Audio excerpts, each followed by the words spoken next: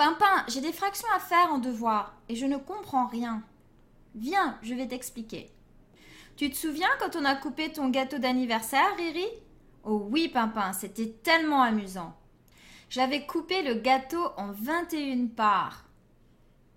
Eh bien, chaque fois que tu coupes un gâteau, tu fais des fractions. Ah bon? Je ne comprends pas, Pimpin. En fait, tu as coupé ton gâteau en 21e.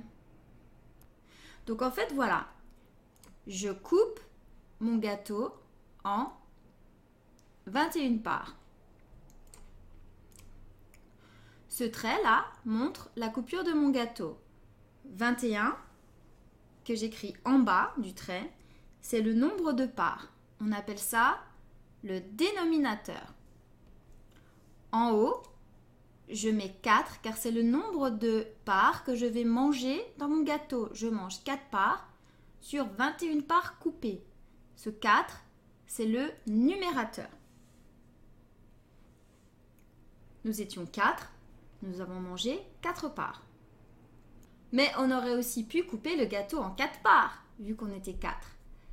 Riri, quelle aurait été alors la fraction qui correspondait à ta part? Alors, je coupe en 4, donc je coupe en 4, puis je mange une part, donc mon numérateur est 1. Donc ma fraction est 1 sur 4. Oui, Riri, on dit 1 quart. En fait, Riri, on peut faire des fractions avec d'autres choses. À chaque fois que tu coupes un objet en parts égales, tu fais des fractions.